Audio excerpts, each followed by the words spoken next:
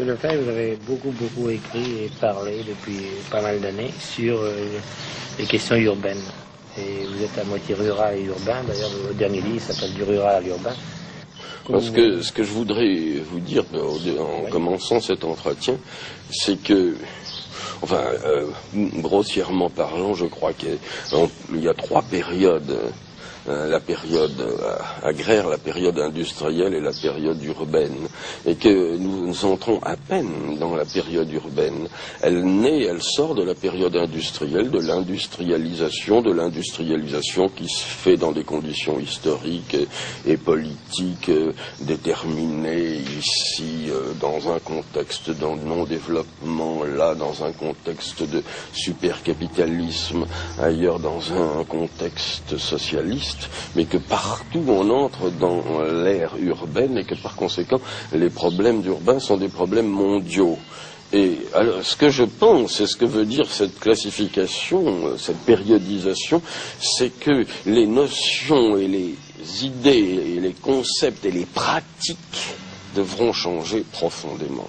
De la même façon qu'il a fallu une adaptation et une transformation extrêmement difficile, et qui n'est même pas terminée, de toutes les idées, de toutes les représentations, de tous les symboles acquis pendant la période rurale, pour passer à la période industrielle, de la même façon, à mon avis, il faut repenser, reconsidérer toutes les notions, tous les symboles, toutes les représentations, tous les concepts, même de la science, pour passer de la période industrielle à la période urbaine dans laquelle nous entrons.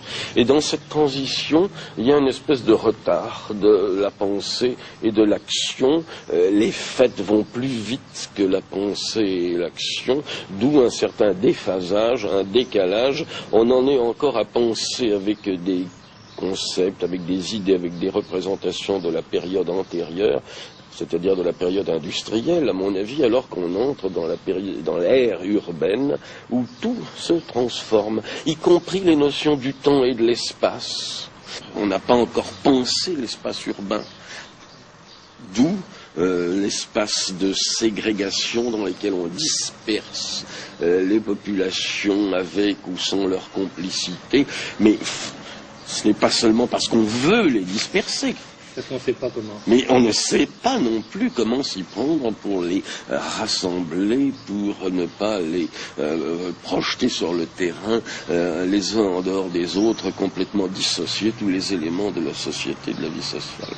Il y a une chose, par exemple, vous disiez, je pense que c'est important, vous disiez, après la guerre, après la dernière guerre, dans beaucoup de pays modernes, on a fait un remembrement rural, une réforme agraire. On n'a jamais fait de réforme urbaine. Oui, ça c'est un aspect assez important de la question, c'est un aspect politique important.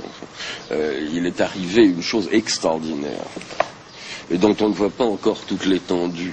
Lorsque les grands révolutionnaires, c'est-à-dire Marx, Engels et Lénine, ont projeté le bouleversement de la société, ils ont pensé que la force la plus efficace, celle qui s'attaquerait jusque dans les profondeurs à la société ancienne et qui élaborerait une société entièrement nouvelle, ce serait la classe ouvrière et le prolétariat. Et ils ont parlé de révolution prolétarienne. Et chez Marx, et même chez Lénine, les considérations sur l'agriculture, l'idée d'une réforme agraire qui arracherait la propriété du sol aux féodaux, elle était d'abord une idée secondaire, une idée subsidiaire. Et il se trouve que ça a été pendant la première moitié du XXe siècle l'idée la plus active, celle qui a eu les plus grandes conséquences, puisque ça a entraîné non seulement la révolution en Russie, qui a été une vaste réforme agraire, mais la révolution chinoise, qui est elle aussi une vaste réforme agraire, et puis sans compter toutes sortes de transformations dans toutes sortes de pays, disons l'Égypte, l'Algérie, les pays africains, les pays asiatiques, les pays d'Amérique latine, où cette réforme agraire est encore à l'ordre du jour. Alors il se trouve que c'était une réforme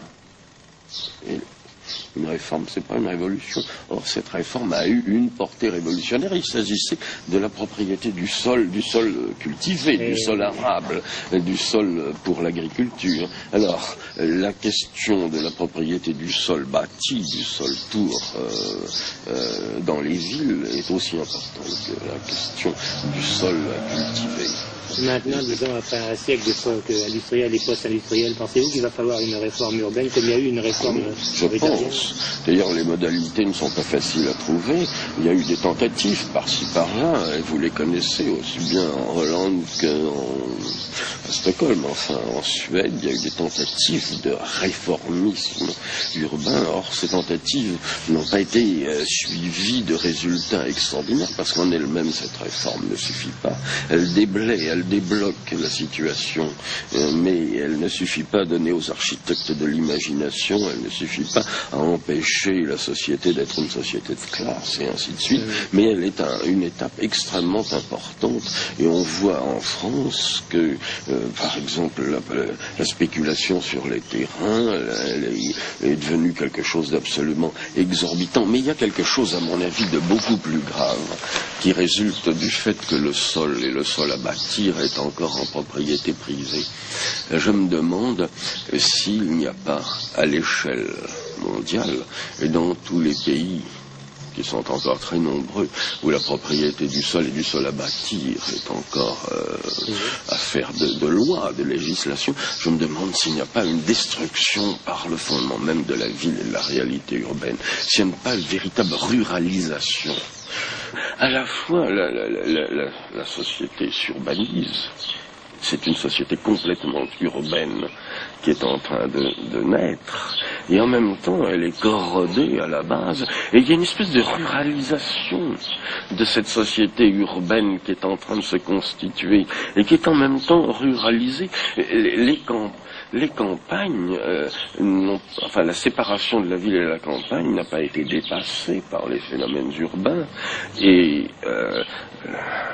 les banlieues et les périphéries ne sont pas une synthèse harmonieuse entre la ville et la campagne. C'est à la fois l'urbanisation de la société et sa ruralisation. C'est ce que nous appelons un processus dialectique, un processus contradictoire.